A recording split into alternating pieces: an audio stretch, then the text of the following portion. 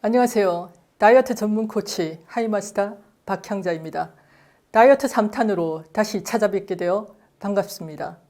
다이어트 잘 유지하고 계신가요? 단체 톡방에 다들 한 달 만에 살이 3kg나 빠졌어요. 혹은 5kg나 빠졌어요. 이렇게 자랑스럽게 체험담을 올리는 걸 보면서 혹시 이런 생각 하신 적 없으세요? 남들은 잘만 빠진다는데 왜 나만 살이 안 빠질까? 식단 조절도 잘하고 운동도 열심히 했는데 도대체 뭐가 문제지? 이렇게 생각하면서 좌절감을 느낀 적 있으시죠? 오늘은 그 이유에 대해서 알아보고 겨울을 준비하면서 건강한 다이어트를 효과적으로 하는 방법에 대해서 살펴보겠습니다. 비만의 원인으로 식탐, 운동 부족, 나태함, 유전자, 기초대사량 등등 많은 후보군들이 물망에 올라 있지만 그 어느 것도 비만의 원인을 완벽하게 설명해내지 못하고 있습니다.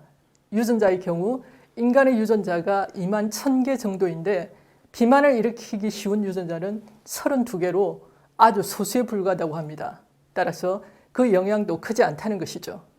유전 때문에 핑계를 대려고 했는데 안 되겠죠. 기초대사량의 경우도 살이 찌는 이유가 신진대사가 느려졌기 때문이라고 설명하는데 실제로 대사가 빠른 사람은 마른 사람이 아니라 뚱뚱한 사람이라고 합니다. 남들보다 큰 몸을 움직이려면 더 많은 에너지가 필요하기 때문인데요.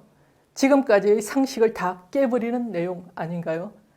그런데 최근 강력한 후보로 떠오르고 있는 것이 바로 마이크로바이옴이라 불리는 미생물입니다. 32년간 12,000명의 몸무게와 그들의 사회적 관계를 분석한 결과 한 사람이 비만이 될 가능성은 그들이 가깝게 지내는 사람의 체중 증가와 밀접하게 연관되어 있다는 사실을 밝혀냈습니다. 바로 미생물의 교환입니다.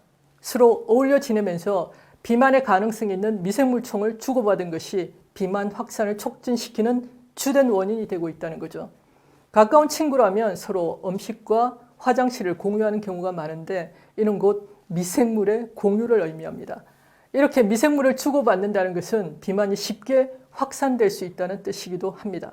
비만은 과식이나 운동량 부족에서 생기는 생활 습관의 병이 아니라 당신의 미생물총의 문제일 수도 있습니다. 비만도 전염이 된다. 장내 세균이 공기 중 이동을 통해 비만이나 염증성 장질환 같은 전염될 수도 있다는 연구 결과가 나왔습니다. 더 충격적인 것은 세균이 변기 위로 25cm까지 그리고 최장 90분까지 생존한다고 하니 반드시 변기 뚜껑을 닫고 물을 내리시기 바랍니다. 코로나 바이러스만 전염되는 줄 알았더니 비만균까지 전염된다니 충격적이죠. 대략 성인 3명 중 2명이 평균 체중 이상이고 이 중 반은 비만입니다. 세계적으로 비만은 아주 자연스럽게 퍼졌기 때문에 이제 사람들은 살이 찐다는 것을 평범한 일로 받아들이고 있습니다. 하지만 비만의 유행은 심각한 사회 문제입니다. 수천 년을 날씬하게 살아온 인간이 고작 5, 60년 만에 이렇게 비만이 만연해 있다는 것은 가히 충격적입니다. 오늘날 수천만 명의 사람들이 1960년대 이전의 몸무게로 되돌리기 위해 뇌에 깊숙이 박힌 식담을 뿌리쳐가며 끊임없이 다이어트에 매달리고 있습니다. 최신 유행 다이어트, 헬스클럽, 살 빼는 약에 수십억 달러를 퍼붓고 있지만 여전히 비만도는 증가하고 있고 함께 질병도 증가해가고 있습니다. 아무리 식단 조절을 해도 살이 빠지지 않는다면 대변에서 이 특정 박테리아가 있는지를 우선 살펴봐야 한다고 합니다. 이 특정 박테리아가 대변에서 충분히 발견되지 않는다면 체중 감량 노력이 실패할 확률이 매우 높다는 연구 결과를 과학 웹사이트 사이언스 뉴스라인이 보도했습니다. 덴마크 코펜하겐대의 메즈필 조스 교수는 대변의 장내 세균인 프레보텔라균이 적을수록 살이 잘 빠지지 않는 체질이며 뭘 먹든지 이 균이 없으면 살이 빠지지 않았다는 논문을 비만 저널에 발표했습니다. 프레보텔라균은 섬유소를 먹고 일을 합니다. 따라서 섬유소를 안 먹으면 프레보텔라균이 굶게 되어 개체수가 줄어들 수밖에 없겠죠. 그렇다면 우리가 살찌는 이유는 우리의 밥상에서 지방이나 당분의 양이 늘어서가 아니라 섬유질의 양이 줄어들었기 때문이라고 말할 수 있습니다. 마이크로바이옴은 마이크로브와 바이옴의 합성으로 미생물 생태계 또는 그 유전자라는 뜻입니다. 내 안에 내가 너무 많아 라는 노랫말처럼 우리 몸속에 미생물의 생태계가 있다는 뜻입니다. 미생물은 몸 전체에 분포되어 있지만 주로 소화관에 위치해 있습니다. 주로 장내 세균이죠. 우리 몸속에는 종수로 따지면 100종에서 1000종, 개체수로는 38조 개의 세균이 있다고 합니다. 수백 종의 유익균과 유해균들이 우리 몸속에서 서로 싸우면서 생태계를 이루고 있다고 보면 됩니다. 아프리카 세렝게티의 초원에 펼쳐진 멋진 생태계를 생각하시면 됩니다. 유익균이 다양한 종으로 많을수록 미생물 생태계는 건강합니다. 그런데 오늘날만큼 인류가 우리 몸 안에 세균들을 파괴했던 때는 없었습니다. 그로 인해 수많은 새로운 질병들이 생겨났고 나쁜 전염병에 취약해지고 있습니다. 이제 더 이상 내 안에 공생하고 있는 세균을 죽이는 것을 멈추고 우리 몸의 세균 숲을 복구해야 합니다. 마틴 블레이즈 박사는 이렇게 말했습니다. 우리 몸의 세포수는 70kg 정도의 약 30조 개가 있는 것으로 알려져 있는데 우리 몸속 미생물은 무게로 따지면 극히 적은 200g 정도지만 숫자로는 38조 개 정도로 우리 몸을 구성하는 세포보다 많습니다. 인간 유전자 수는 2만여 개인데 비해서 마이크로바이옴의 유전자 수는 인간 유전자 수의 150배나 되는 300만 개로 알려져 있습니다. 우리 몸은 사람의 유전자와 미생물의 유전자가 함께 있는데 미생물의 유전자 수가 훨씬 많다는 걸 알 수 있습니다. 내가 주인인 줄 알았더니 내 미생물이 주인이었네요. 새들어 살고 있는 세입자인 미생물에게 주권을 빼앗긴 기분이 어떠신가요? 어차피 공생관계라면 서로 친하게 지내는 게 나를 위한 길이겠죠. 그런데 정말 중요한 개념은 내 유전자의 정보는 바뀌지 않지만 미생물의 유전자는 내가 먹는 것, 내가 받는 스트레스 등에 의해서 계속 바뀐다는 것입니다. 스트레스, 흡연, 수면 등등 다양한 요인에 의해서 마이크로바이옴이 변합니다. 그중 불균형의 주요 원인으로 항생제와 식이습관 그리고 제왕절개를 들 수 있습니다. 항생제는 세균을 죽이는데 특정 세균만 죽이는 것이 아닙니다. 과장해서 말하자면 장내 미생물 생태계를 파괴하는 핵폭탄이 우리 몸속에 들어간다고 생각하면 됩니다. 다음은 식습관입니다. 여기서 말하는 식습관은 서구화된 식단으로 정제 탄수화물, 설탕, 가공식품 위주의 식단을 말합니다. 그리고 제왕절개로 태어나는 아이들은 출산 시 산도를 통과하면서 미생물 샤워를 받지 못했기 때문에 비교적 안 좋은 마이크로바이옴을 가지고 있습니다. 그런데 그나마 희망적인 것은 2주간만 식단을 바꿔도 미생물이 바뀌는 걸 실험을 통해 알 수 있었습니다. 인간의 유전자는 변화시키기 어렵지만 미생물의 유전자를 바꿈으로써 나를 바꿀 수 있다는 것이죠. 이것은 대단한 발견입니다. 부모로부터 물려받은 유전자를 바꿀 수 없을지라도 인간의 유전자 수보다 더 많은 미생물의 유전자를 바꿈으로써 질병을 치료할 수 있습니다. 비만을 치료할 수 있습니다. 사람의 장세포와 마이크로바이옴은 둘 사이에 점막층을 두텁게 만들어서 서로 경계를 하고 있습니다. 이걸 사이에 두고 장세포와 미생물이 마주하고 있는 거죠. 사람 세포는 우리가 먹는 음식을 통해서 반을 먹고 나머지는 유익균이 만들어내는 짧은 사슬 지방산을 먹고 삽니다. 짧은 사슬 지방산은 사람 세포의 에너지원이자 면역을 높이는 등 다양한 역할을 하기 때문에 미생물이 짧은 사슬 지방산을 만들지 않으면 장세포는 굶게 됩니다. 장세포가 굶게 되면 세포 사이가 느슨해지고 장벽에 틈이 생기면서 들어가서는 안 되는 온갖 화합물들이 혈액 속으로 유입됩니다. 그러는 와중에 이 물질들이 면역계를 자극하면서 많은 21세기형 질병의 근간이 되는 염증을 유발하는 것입니다. 그런데 이 틈이 생기지 않도록 장벽을 튼튼하게 하는 것이 바로 짧은 사슬 지방산의 임무입니다. 또한 장 속에는 염증을 유발하는 세포와 염증을 줄이는 세포가 같이 공존하고 있는데 이것들의 밸런스를 맞추는 일도 바로 장내 미생물이 하고 있습니다. 따라서 장벽을 튼튼하게 유지하기 위해서는 프레보텔라와 같은 유익균이 있어야 하고 두 번째는 그들을 먹이기 위한 섬유질이 풍부한 식단이 필요합니다. 이 두 가지면 충분합니다. 나머지는 그들이 알아서 할 것입니다. 식물성 음식을 먹으면 대장에서 짧은 사슬 지방산이 대량으로 생산됩니다. 21세기의 질병은 언제 시작되었을까요? 1940년대만 해도 과민성 대장증후군, 비염, 당뇨병, 자폐증, 알레르기, 비만 등은 쉽게 찾아볼 수 있는 질병이 아니었습니다. 그런데 도대체 왜 1세기도 되지 않아 인간에게 이렇게 많은 변화가 생기게 된 걸까요? 제2의 게놈 마이크로바이옴에 관한 연구들을 통해서 몸속 미생물의 불균형이 우리의 신진대사와 면역체계, 더 나아가서 정신건강까지 영향을 미친다는 것을 알게 되었습니다. 2500년 전 현대의학의 아버지인 히포크라테스는 모든 병은 장에서 시작된다고 믿었습니다. 이 말을 다시 한번 새겨볼 시점입니다. 과거에는 비만의 원인이라면 칼로리가 높은 음식을 많이 섭취하고 운동을 하지 않았으라고 생각했죠. 그런데 최근 연구에 따르면 살이 찌는 것도 장내 미생물 생태계와 밀접하게 관련이 있다고 합니다. 일란성 쌍둥이 중에서 한 사람은 뚱뚱하고 한 사람은 날씬한 사람의 마이크로바이옴을 무균 상태의 쥐들에게 이식했습니다. 이들 쥐에게는 다른 세균이 전혀 없으므로 쌍둥이의 마이크로바이옴을 그대로 갖게 됩니다. 모두 똑같은 조건으로 맞춰준 뒤 살펴봤더니 뚱뚱한 사람의 마이크로바이옴을 갖고 있는 쥐만 뚱뚱해졌습니다. 이 쥐는 식욕도 좋아졌고요.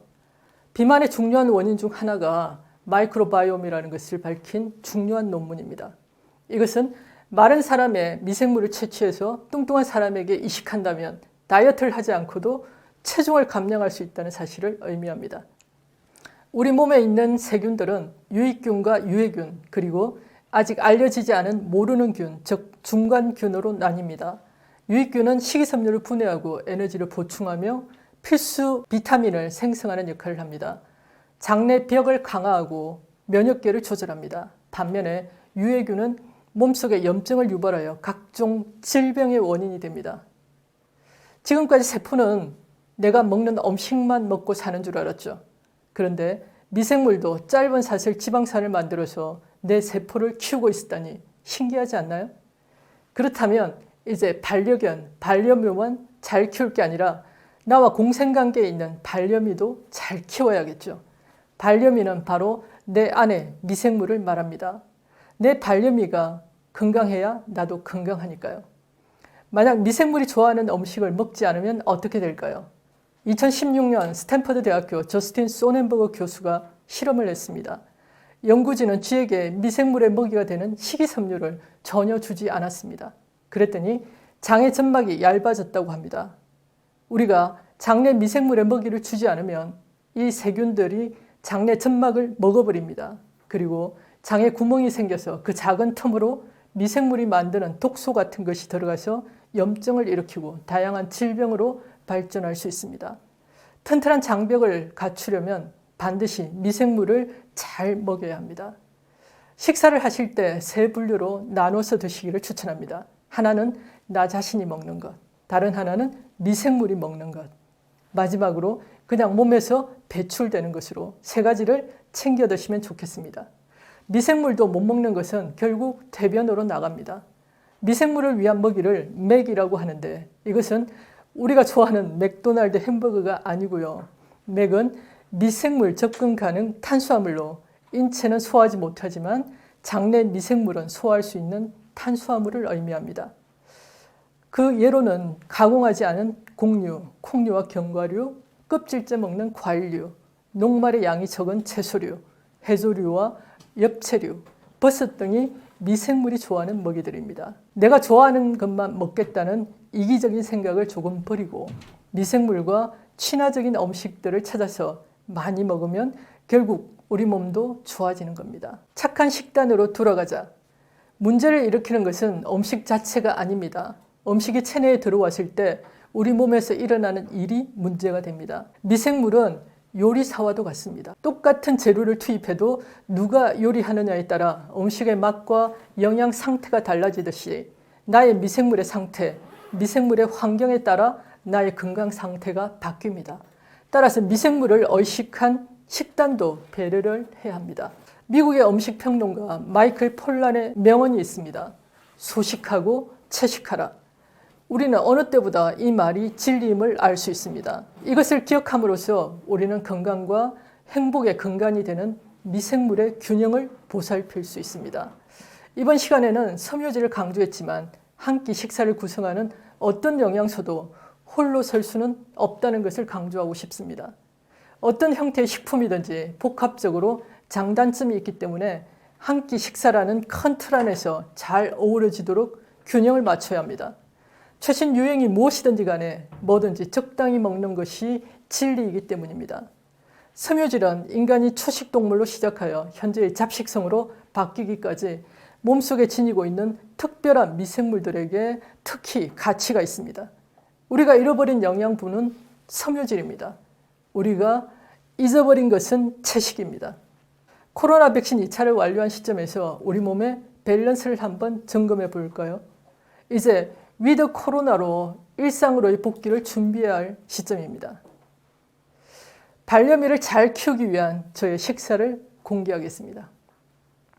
저의 주식은 이뮨 파워맥스와 식물성 프로틴 파우더 2스푼, 그리고 사과 2쪽, 아몬드 12알입니다. 여기서 이뮨 파워맥스가 혹시 잘 풀리지 않아서 힘드신 분들을 위한 깨알 팁을 알려드리겠습니다. 물 200ml 정도의 파우더를 2스푼 먼저 넣은 후에 그 위에 이뮨 파워맥스 한 포를 넣어서 흔들어 드시면 뭉침 현상이 전혀 없습니다. 쉐이크를 먹을 때 사과를 껍질째 2조각 그리고 아몬드 12알을 먹습니다. 이것은 나의 반려미를 위한 배려입니다. 펙틴이 풍부한 사과와 견과류는 나의 미생물들이 아주 좋아하는 음식입니다. 그리고 오전 공복에 따뜻한 물 한 잔과 함께 에피더스 바이옴으로 나의 미생물 생태계에 도움을 줍니다. 점심은 야채 듬뿍 한정식 위주로 잘 먹습니다. 저녁은 아침과 같이 먹고 자기 1시간 전쯤 엑스디토 한 포를 먹습니다. 반은 나를 위한 식사, 반은 반려미를 잘 키우는 식사로 행복한 하루 식사를 마감합니다. 이게 무슨 일이고 살이 자꾸 빠지네요. 9월 15일 또 체중치를 갱신했습니다. 54.2에서 53.8로 겨울 몸무게 60kg 대비 6.2kg이 감량된 셈입니다. 신기한 일은 얼굴을 보고는 아무도 살 빠진 줄 모른다는 사실이죠. 몸을 보고서야 살 그만 빼라고 다들 한마디씩 합니다. 과거의 다이어트와 무슨 차이가 있는 걸까? 저는 10여 년 이상 다이어트를 해도 57kg 이하로 한 번도 떨어져 본 적이 없습니다. 근데 도대체 어떻게 53.8, 최저 53.6까지 찍게 된 건지 나름대로 한번 분석을 해봤습니다. 식물성 단백질로 얼굴 살은 빠지지 않고 그리고 에피더스 바이옴으로 장내 환경이 더 좋아진 덕분이 아닌가 생각합니다. 또 하나는 점심 먹으러 가면서 오늘 나의 반려미를 위해 무엇을 먹을까 그 잠깐의 생각이 더 나은 마이크로바이옴을 만들지 않았나 생각합니다. 몸은 더 가벼워지고 질병 제로의 삶을 살고 있습니다. 이렇게 미생물과 나를 동시에 배려한 영양 골고루 가득, 식이섬유 가득 최고의 다이어트 식단을 추천합니다. 이뮨 파워맥스, 순생식, 식물성 프로틴 파우더, 엑스디토, 에피더스 바이옴은 나의 최애 상품들입니다. 이뮨 파워맥스는 면역과 에너지 그리고 디톡스를 한꺼번에 해결할 수 있는 최고의 한 끼 식사입니다. 8종의 비타민 미네랄로 정상적인 면역 기능, 항산화, 에너지 생성 및 대사에 도움을 줍니다. 그리고 더 중요한 것은 부원료인 60여 가지 식물 영양소의 과학적인 배합입니다. 특히 TF343은 엔트리만의 특허 물질로 미세먼지, 중금속, 니코틴, 다이옥신 등을 빼주는 비움을 강화시켰습니다. 시간이 지날수록 체내 독소가 빠져나가면서 에너지와 활력, 면역력이 높아집니다. 그리고 스틱 타입으로 휴대하기 쉽고 언제 어디서나 간편하게 섭취할 수 있는 현대인의 필수템이라고 생각합니다. 식물성 프로틴 파우더는 100% 식물성 단백질로 4종의 다양한 식물성 단백질을 20g 이상 함유하고 있습니다. 그리고 체내에서 합성되지 않아 반드시 음식으로 섭취해야 하는 필수 아미노산 9종을 포함해서 14종의 아미노산이 들어있습니다. 그리고 근육을 만드는 데 필수적인 BCAA 아미노산 3종까지 황금 비율로 배합되어 있습니다. 식물성 프로틴 파우더는 단백질 섭취 시 소화를 돕기 위해 단백질 분해 효소까지 꼼꼼하게 챙겨드렸습니다. 순생식은 생식의 대가 김수경 박사님이 직접 만들어 믿을 수 있습니다. 김수경 박사는 세계 최초로 생식을 개발한 생식 전문가입니다.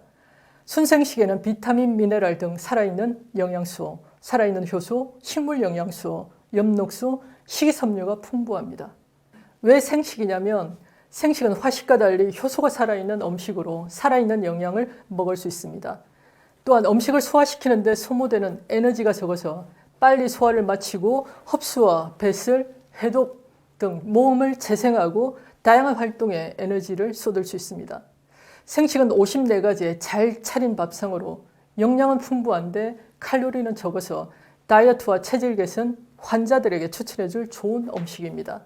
그리고 생식은 엽록소가 풍부해서 피를 깨끗하게 하는데 가장 좋은 음식이기도 합니다. 이미 수많은 논문 자료를 통해서 생식이 질병을 예방하고 치료한다는 사실이 입증되었습니다. 생식에 들어있는 파이토케미컬, 식물성 영양소가 재생 효과와 정상화 작용을 하는데 이 두 가지 기능이 질병을 예방하고 치유하는 기능입니다. 음식으로 생긴 만성질환, 대사증후군은 음식으로 고칠 수 있습니다. 지금 하이리빙에서 건강한 식단을 위한 이벤트를 진행하고 있습니다. 체질 개선을 통한 다이어트에 최적화된 조합이면서 차원이 다른 혜택으로 부담 없이 즐길 수 있는 아침엔 이뮨 생식 세트입니다. 이뮨 파워맥스 2개와 순생식 60포를 구매할 때 식물성 프로테인 파우더 세트를 증정합니다. 내 몸의 면역 체계를 건강하게 지킬 수 있을 뿐 아니라 장내 세포의 밸런스를 유지할 수 있는 가장 효과적인 선택은 바로 식단의 개선입니다. 이뮨과 생식 그리고 단백질 프로테인 파우더로 건강한 겨울을 준비해 보세요. 내가 먹는 것이 나라고 하죠. 사람이 먹는 것이 그 사람을 만들고 더 나아가 그 사람의 미생물이 먹는 것이 그 사람을 만듭니다. 우리가 만드는 끼니마다 한 번쯤 자신의 미생물을 생각하는 게 어떨까요? 그런 의미에서 오늘의 메뉴는 뭘로 할까요? 아참, 날씬균이 필요하신 분은 제게 밥을 사세요. 농담이고요. 얼마 남지 않은 2021년 우리 몸을 위한 최상의 선택, 건강한 식단을 통한 면역체계 확립과 다이어트 두 마리의 토끼를 잡으시기 바랍니다. 감사합니다.